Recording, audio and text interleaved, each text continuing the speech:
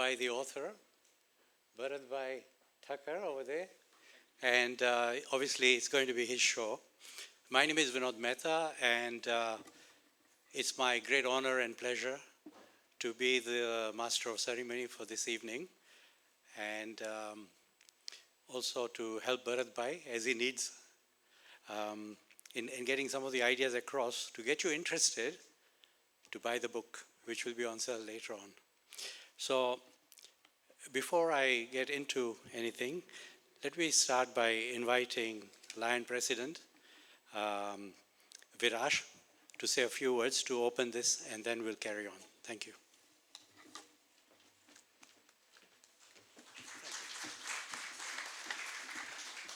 Sorry, the name is Viresh Paul, and I'm the president of the Lions Club of London, Finchley. It's an honor and a privilege here this evening to welcome you all on behalf of my club, the Lions Club of London, Finchley. And if you want to know why, because the gentleman sitting here, the eminent author of this excellent piece of work, is a member of my club. In fact, a very recent member who has shown us great works, the great work he does in literature and, of course, serving the communities which the Lions Clubs do. What is a Lions Club? And this is for the benefit of those of you who are not members, so please bear with me. The Lions Clubs of London Finchley is a member of an international organization, the Lions Clubs International, stretching over 220 countries around the world. 220 countries, regional areas. 1.4 to 1.5 members is what we currently stand at, and it's the badge which we all wear with pride.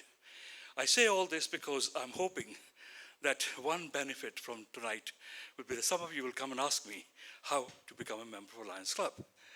Because we are looking for new members, and we hope to have you with us, to work together with us, to provide the work that we do for the community. There are 5 causes we work on. Environment is one, site conservation, which has been our motto for years. We are known as the Knights of the Blind. And then there is diabetes awareness, which is going to be the next big epidemic, as recognized by the World Health Organization. We also support childhood cancer. And in fact, tonight's evening, contribution from the sale of this book will go towards childhood cancer.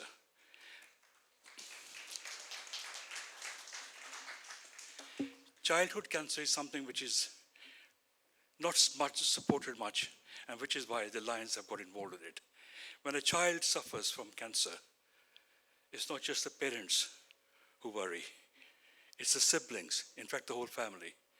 And the Lions Club International, by providing funds and by providing support to the families, is doing what not many charities are doing. There are a lot of charities supporting cancer for the elderly, cancer for the women, men's cancer and all that. But childhood cancer is a sole support. We are the main supporters of childhood cancer. So your presence here tonight is going to help us do that very important task. And for that, I'm thankful to Bharat, who came to me and asked me if we would launch his book for him at this place tonight, thanks to the support, of course, of the Nehru Center.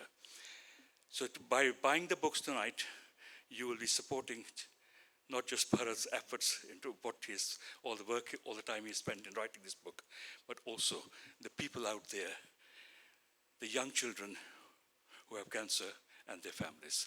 So thank you very much. I'm much pleasure in welcoming you here, and now I'll leave over the floor to our Master of Ceremonies. Thank you. Thank you.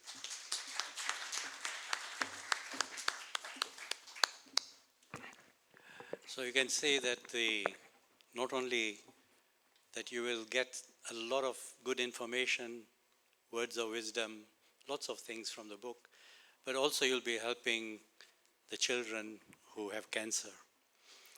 So as I said, my name is Vinod Mehta. I'm Bharat Bhai's friend. We play golf together. Maybe you don't know that he's a golfer. He's a very good golfer. and we really enjoy his company. And it was during one of those games when I happened to just wonder about one particular ghazal and didn't quite know the Urdu meaning. And Bharat Bhai came to my rescue, and that's when I discovered that he really thinks deep about things. He's a philosopher by heart, a very serious and very studious person. And I'm sure to write this book, it must have taken many, many hours of hard work to do that. So it's, as I say, it's a great honor and a privilege that he asked me to help him out this evening. And so what's the book called? It's called Mahabharata, Relevance and Application in Contemporary Thought. Now, the story of Mahabharata is thousands of years old. And so why would it apply to us today? And so I asked myself, what's changed? And what's changed? Yes, culture has changed, tradition has changed, technology has changed, but people have not changed. People are still suffering from the same jealousy, anger, loyalties, you name it, and it's all the same. From thousands of years ago, we have not changed. So we still suffer from the same emotional baggages that all the main characters of Mahabharata had. And we can learn lessons from all of that because it's still applicable today as it was then.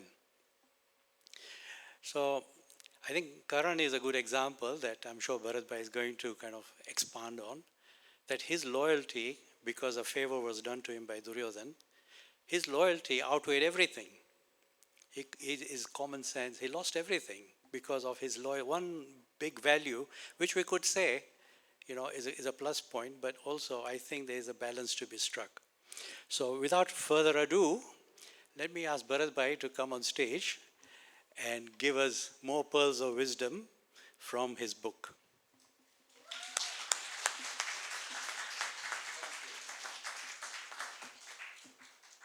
Thank you, Vinod Bhai. Good evening. It is every author's dream to present their book before an audience, and I'm delighted to do so today to this house. Thank you for sharing these precious hours of your life. This moment will remain one of the highs in my life. My journey leading to this book started over 8 years ago. It was a thought that if 700 verses of the Bhagavad Gita engaged so many millions for so long, then what must be in the balance 100,000 verses that make up the entire Mahabharata? At the start of the journey, I read the epic, intending to discover what is there. As I delved deeper, I was astounded by the number of versions there were of the epic, and I thought I could write a book based on what is where, meaning what differs across various versions. But then I realized every version respected the core story, and their added nuances to events offered a unique perspective to our lives. It revealed the intellectual power of the epic's authors and of those who subsequently added to the story. I then decided to base my book on why it is there, using the epic's various versions, oral traditions, and the principle, if it is somewhere, why it is there. But before being able to write a book on this largely empty domain, I needed to understand why Mahabharata. The broad answer I found was Mahabharata happens whenever desires affects someone's rights, a relationship, or breaches trust. Why Mahabharata, therefore, formed the basis of my approach and helped me unravel the innumerable guidance relevant to our lives. In this 400-page book, I have drawn out over 200 instances of guidance relevant to our lives. The epic's most important lesson is to base our perspective on life to be as I, me, and that which is not mine. This is essential because the Mahabharata shows us how characters in the epic suffered when they viewed life as I, me, and mine. That was the fundamental learning that I took away from the book, and which is probably discussed in detail towards the end of the book. The other part of the book is the structure of the book. In this book, the epic is narrated in normal text, and my commentary is in italics, where generally the principle of why Mahabharata is invariably applied and therefore represents my opinion. Before I share 2 or 3 of such guidance, I must tell you that sometimes the guidance is not evident from one event, but elements of different events must be read together, and these elements, because the epic is a story, and we must spot these elements and treat them as a dot. And when we connect the dot, it reveals the intended guidance. And what I'll do is in the 2-3 guidance is that I'm going to elaborate. I'll show how one is an obvious thing that you can draw from the event of the epic, and 2 is how you have to connect the dots in order to understand the intended guidance.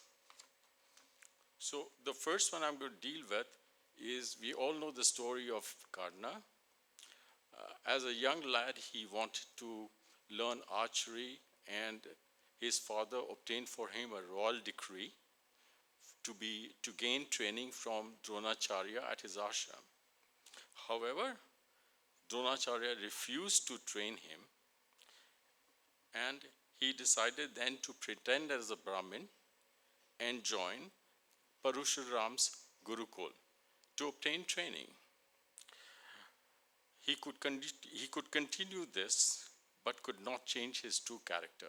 As we know, as the story goes, he got caught. And when he got caught, Parshuram was very upset. Evidently, Karna was faking the act. And the guidance that we get from such an event is, when we are faking our actions in a relationship, we cannot be our true selves.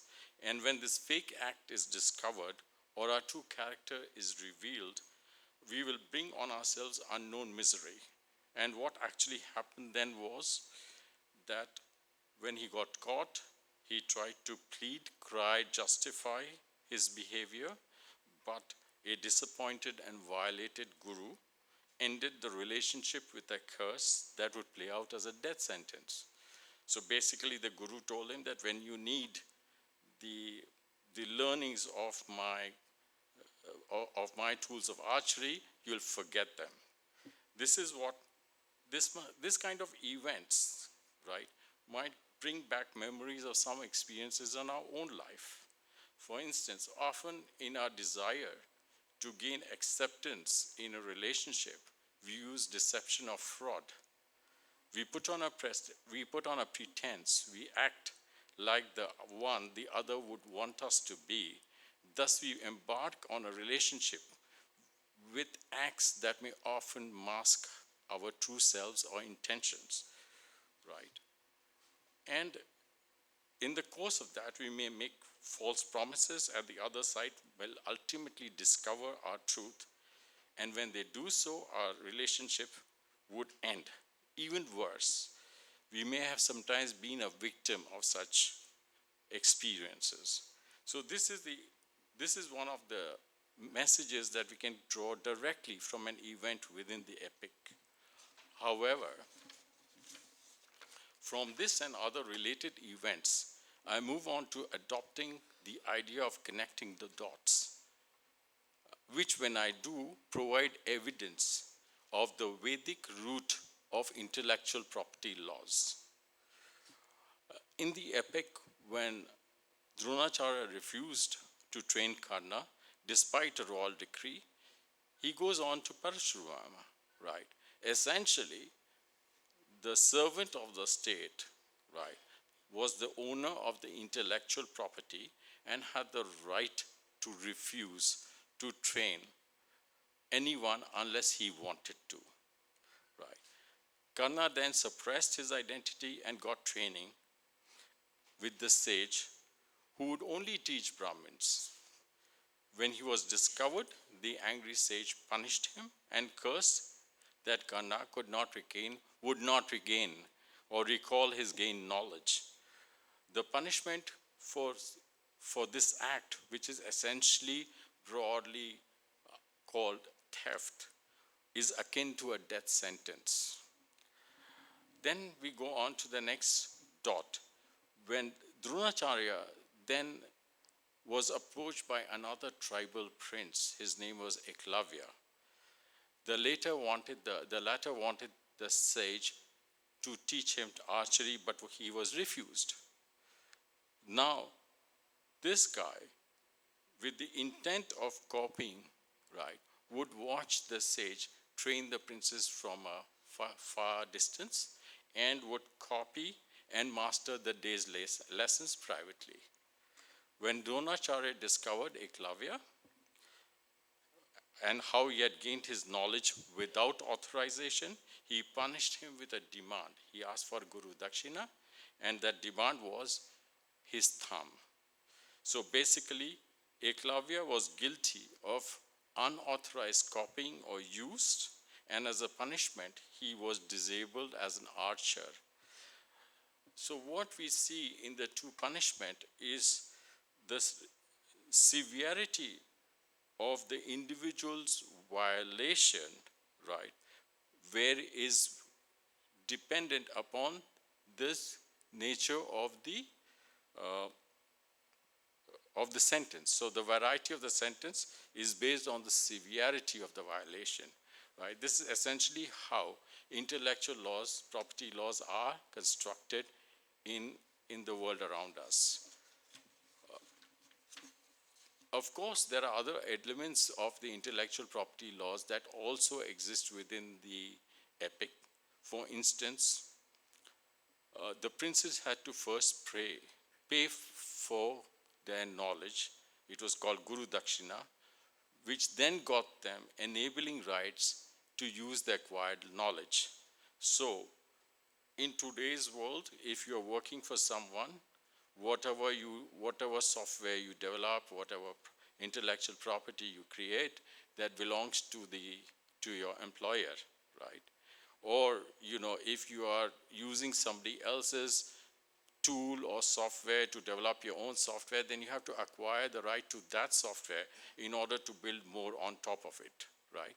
So essentially, the entire gamut of intellectual property laws, in terms of its broad principles, we can find that they have Vedic roots and we can find them across by dotting those elements in the Mahabharata.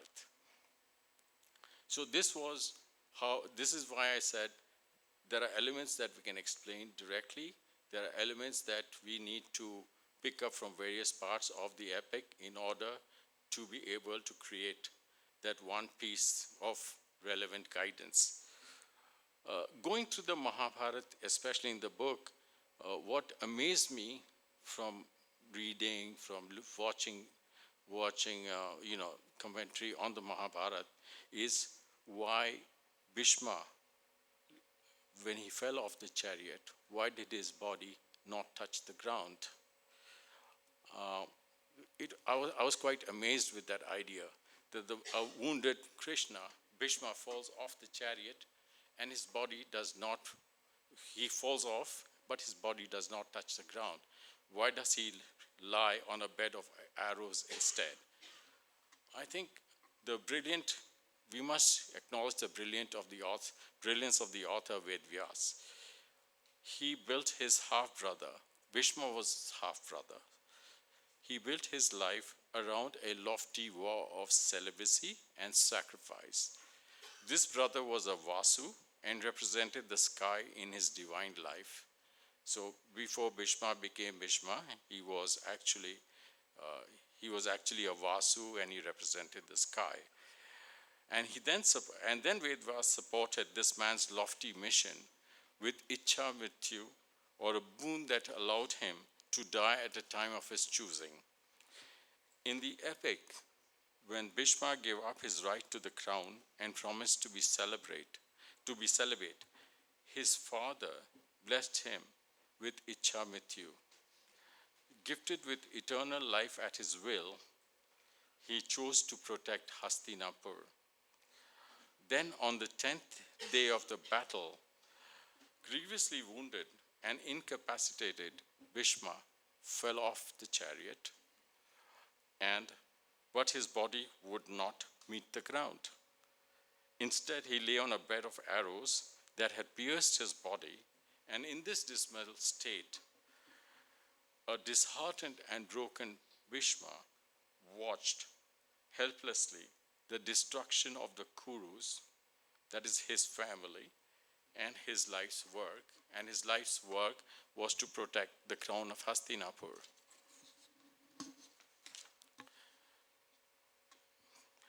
The guidance from Bhishma's life and last days are multidimensional.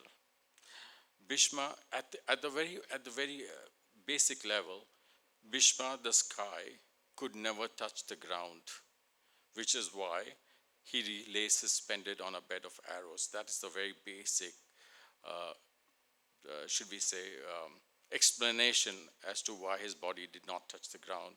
Second, the more relevant guidance that we can draw from this is his aim was like touching the horizon, which is a point where, because of limits of human vision, the sky meets the earth. But we know this never happens. His mission was beyond reach, as nothing could last forever. So although he had Ichha Mrityu, or the ability to live as long as he wanted, his mission to forever protect the crown was going to fail, because nothing lasts forever. The epic warned us that if our life's missions are sky high, we will, like Bhishma, never meet the earth that is the ground of reality. We must ground our goals or dreams in reality. Our bodies must touch the ground when we fail and fall. When we visualize the sky, obviously we think it is blue. And that's where the modern thinkers come in, who have developed a concept called blue sky thinking, a form of creative brainstorming with no limits, judgments, and consequences on where our imagination can take us. In this approach, the sky is the limit. Ideas may defy reality, and thinking is open to ideas irregardless of practical constraints. People may devise a completely impossible concept in their location or circumstances. Remember, our ideas can be lofty, but its execution must be grounded in reality. The land represents the earth, which is reality, and the sky represents the limits of our ambitions, which we must ground in reality. This is what is intended in the story of Bhishma. We could also view the life story of Bhishma from another perspective, where the importance is not in success or failure, but in how choices or ideas affect our lives and what we can learn from it. Bhishma had gained wisdom from his lofty ambitions. As he lay on his bed of arrows, Krishna asked him to give this knowledge to Yudhishthir. Failure teaches us many lessons, including the importance of choosing, which is the most valuable lesson a person can give to another. Failure teaches us what not to do. Dharma focuses on our duty, responsibility, and obligation, but Bhishma's life teaches us how to adopt goals. Krishna conveyed to Arjun the importance of focusing on Dharma in his pursuits, and he chose Yudhishthir to learn from Bhishma how to align his desired goals with Dharma. So essentially, the entire visualization of Krishna on a bed of arrows has possibly can open up many explanations, many ideas that could be of relevant to our lives. This is just a few that I picked on in course of visualizing why that happened. As I go further into the book, obviously I wanted to cover, I cover many other things, but for today, I thought I'd cover the last journey of the Pandavas. We know the order of their death, but it is reasonable for us to assume that the young will live longer. Then why did Yudhishthir, the eldest, die last? And that's where I kind of applied some thought and said, it is interesting to follow the order in which Pandavas and Draupadi die. So in Hindu thought, the spirit of the husband and the wife unite after marriage. We can therefore take this union to understand the sequence of the end. In our life, the first to fail or fall is our emotional attachment. We experience our deepest and strongest and most vital emotional union in our marriage. In our journey to the end, this is the first union to break. And it does so because one amongst the two will die first. When we sever our emotional commitment to life, our will to live is the most compromised. So when Draupadi dies, the Pandavas' emotional commitment to their life is severed. Amongst the Pandavas, the first to die is Sahadev. This is the death of our foresight, our perspective, and ability to see the future. These were attributes unique to Sahadev. This is the death, as I said, this is the death of our foresight, perspective, and ability to see the future. So often we see adults show near complete disregard for the consequences of their actions, taking undue risks, challenging themselves to do things which can endanger their life. The consequences of their action, this taking of undue risks and challenging themselves to do things that can endanger their life, seems to be as if they are challenging death daily. At this point, when this happens, we see the withdrawal symptom of life is now at a new level. Then Nakul, the handsome one, that's the attribute. That's what we attribute to Nakul. He was a handsome dude. He dies.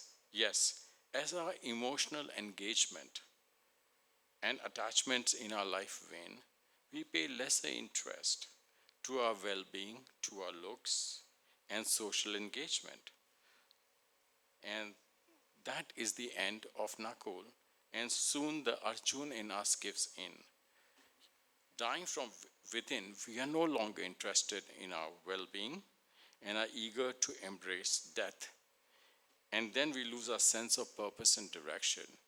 Yes, Arjun's attribute was his sense of purpose and direction. And Arjun was the third of the Pandavas to succumb on the journey to heaven. At this point of time, by this point of time, our sense of well-being and self is compromised, our self-abuse then reflects on our body, and its strength gives away. That is when Bhima succumbs in the journey. And when that happens, we are about to die. Because when our brain or Yudhishthir finds no support from our emotional and physical side, it stops working and we die. This is just as in the epic. Yamraj transports Yudhishthir's Atma to heaven. So what happens is, when we pass this event like a light through a prism, it forms a rainbow. When we view it as such, it opens up different perspectives. This is one of them for the 5 Pandavas, their journey to the end. And apart from this, the message that we can derive from this is, it is dharma that leads to moksha, because Yudhishthir's attribute was dharma. He personified dharma, and what it shows is there's only dharma which leads to moksha, which is symbolically presented as him reaching heaven. Now coming back to the book, these are just 3-4 instances that I shared with you. Coming back to the book, readers need not know the Mahabharata for my book. The story unfolds in the book chapter by chapter. Each chapter includes a commentary that reveals its relevance to our lives. So that's how this entire book has been structured. And at the end of the Mahabharata are individual chapters that are on ideas or issues that are relevant or of interest to us. May I thank you for being so patient. I'm sure the book, designed as a family read, will provoke thought and bring out a perspective with guidance relevant to you. I thank Lion Viresh and Lion Secretary Vilas for their support, help, and encouragement, all of which were crucial for this event. I am grateful to Mr. Amish Tripathi for his encouraging and favorable response to my request to hold a book launch at the Nehru Center, and to their TNC team who have guided and helped me realize it. I also thank Mr. Vinod Mehta for his support, presence, and for managing the show on stage. Ladies and gentlemen, once again, I most gratefully thank you for being here today. But before I sign off, you must know that there is a lady in the room. Her name is Smith, my wife, and this book was only possible because of her patience and wholehearted support. Thank you, and I hand over you to Vinod Bhai.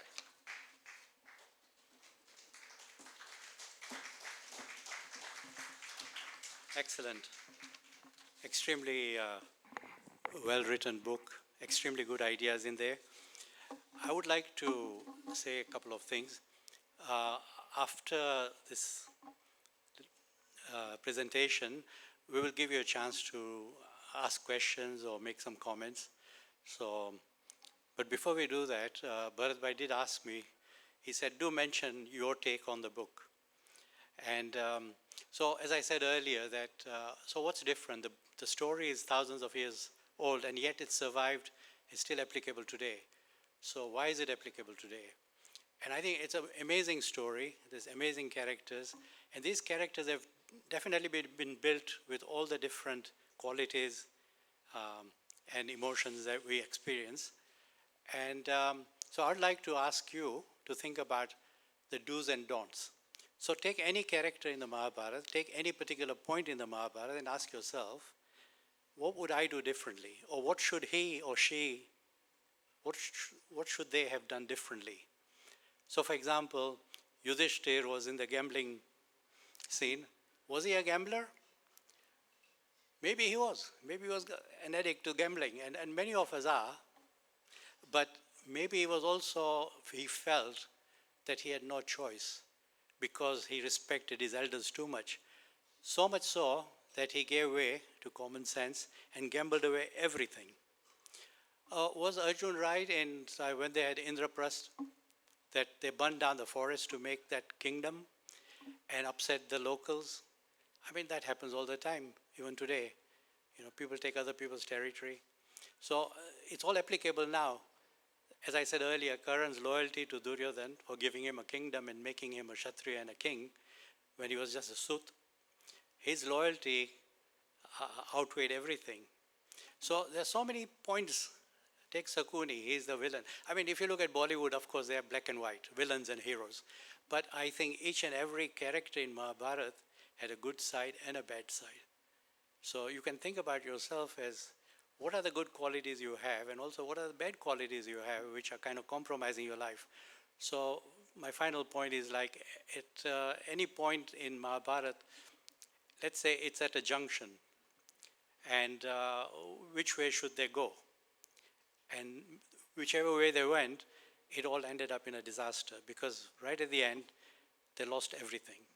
So I think it's a tremendous book. It's a tremendous story. Survived thousands of years, and what Bharat Bhai has done is brought it back to life. And I read it with fresh mind and thought, wow, this is so applicable. And I hope it's so applicable to all of you. And if you want more, please do buy the book and also support the Cancer Fund. By way of introduction, which I kind of skipped over, Bharat Bhai is well educated. He was born in India, and he's been a businessman, and he's done more than 30 years of international work. And now he's retired, and he, as I said earlier, he plays golf and obviously writes books. So now I think we can open up to questions and comments, and then I would like to invite the Secretary of Alliance Club to say a few words before we go downstairs for some biting and some drinks. So if we can have the auditorium lights up a bit. Thank you. So if you have any comments or questions, please raise your hand, and I'm sure Bharat Bhai will be happy to answer them.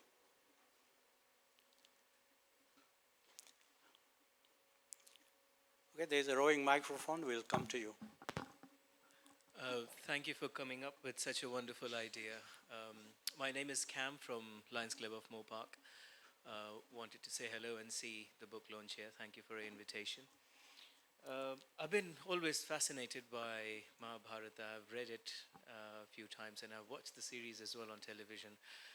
The gentleman, the way he highlighted do's and don'ts, look into the story and see what people could have done differently or what you could do differently. I feel that I may need a private session with you on that. The chap Duryodhan is very debatable in my opinion. People have portrayed him as a villain in Mahabharata, but I strongly feel after reading the story a few times here and there, and through my understanding that he could have given a better chance to show his character, to show what he's capable of. People kept him, pressurizing him to bring the bad part of his life rather than appreciating what good he has done through the entire scene. Yes, he has definitely taken some wrong steps, but at the same time, I feel that he might have been pressurized a lot by the circumstances for him to come to that kind of action. Do you have a question? On Duryodhan, as to what is your opinion on this?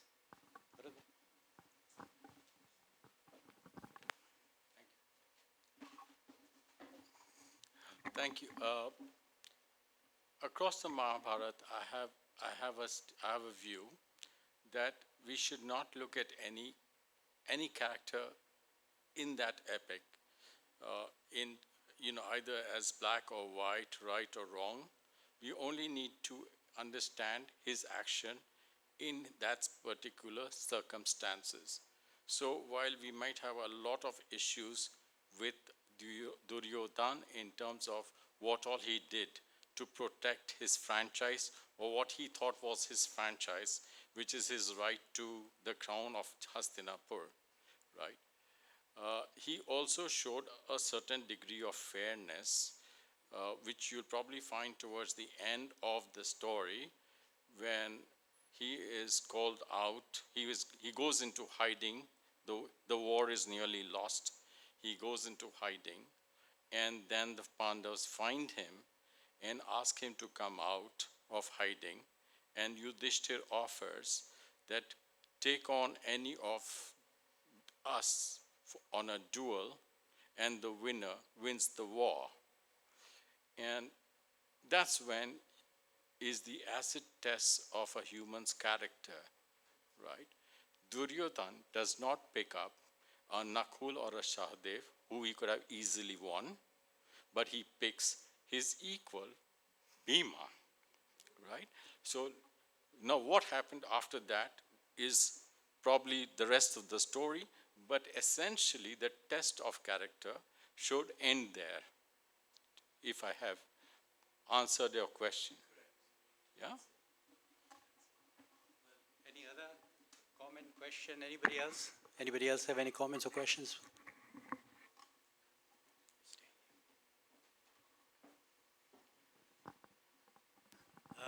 Hello, my name is Harbeer Singh. I was a pleasure of playing golf with Bharat, and I'm just wanted to congratulate him for a brilliant book which I've read and learned quite a lot. I wish I'd asked him on how to make the ball go to the hole every time. But the question I'd ask is, I mean, it's a very big book, and for most people it might be a bit difficult to understand. So I just thought perhaps you can highlight one major thing which has affected your life by reading Mahabharata, one.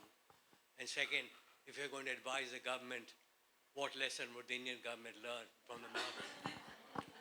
Thank you. And wonderful book. Thank you very much. I think I'll answer your first question. MC says only one question per person. Okay. So essentially, I'd like to do this very quickly, but I talked about the 5 attributes of the Pandavas. I like to think those 5 attributes are there in our hand itself. So if I start from here, that stands for Sahadev, which is the little finger, which stands for discretion.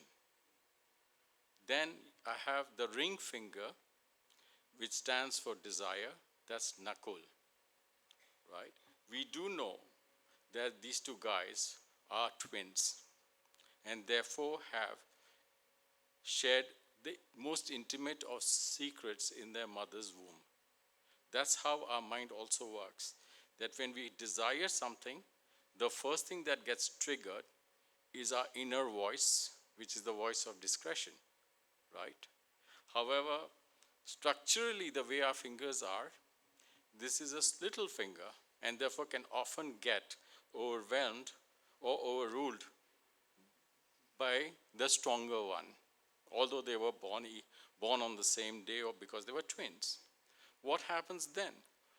Then either this guy wins by force or by logic. They take it to the eldest brother.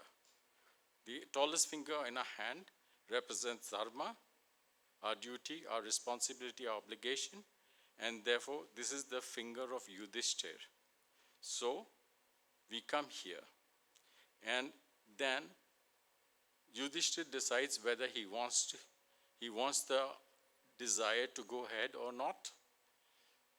Of course, these 2 fingers are relatively similar in size often, and it is possible that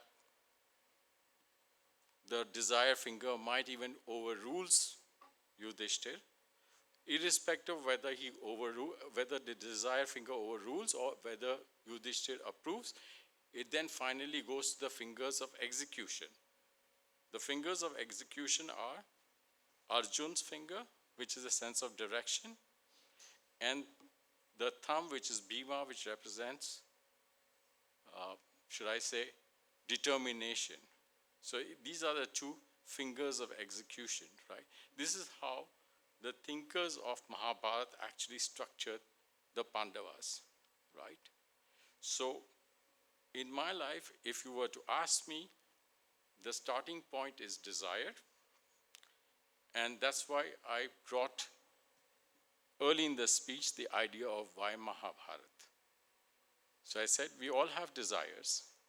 So long as our desire does not affect anybody's right, any relationship, or breaches any trust, we are good to go, right? Otherwise, right, you are asking for Mahabharata to happen in your own life, in whatever be the relative circumstances, right? That's my major takeaway from the book, or learning.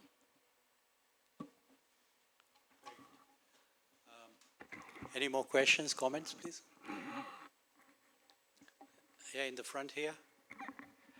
So you like the idea about your fingers, eh? You got all the Pandavas in your hand. Hi, thank you. Through my studies of the Mahabharata, the one thing I took away from that was, if you look at the six female characters, the reason why the Mahabharata happened, because the suffering, all six of those probably happened throughout the time frame. And do you think that Mahabharats will keep on happening if we don't deal with the issues of women inequality? To answer your question, it's not really embedded so much in the Mahabharata, where actually they show the various feminine characters at different stages of their lives, and therefore have different responses to different circumstances that they have to deal with in terms of their lifetime. It's uniquely structured that when you look at the women characters in the Mahabharata, right, they all are part of the epic, or they enter the epic at different timelines of their lives, right? Which is a unique construct, because ultimately, ultimately the authors of the Mahabharata also wanted us to acquire some understanding of women from the epic, right? Which is not a subject of this book, of course. But coming back, I think essentially we seem to have taken away the uniqueness or position that women enjoyed in Vedic society, and which women enjoyed as evident from the structure and architecture of the Hindu god trilogy, where each god, right, has a female consort, right? And therefore, for Brahma, who's the creator, you have Saraswati, and let's say Saraswati stands for knowledge, or what we can call methods. Then you have Shiva, whose consort is Shakti, right? We can say that the uniqueness of her position is that of, motivation or power, right? And then we have Vishnu, and his consort is Lakshmi, that stands for means. So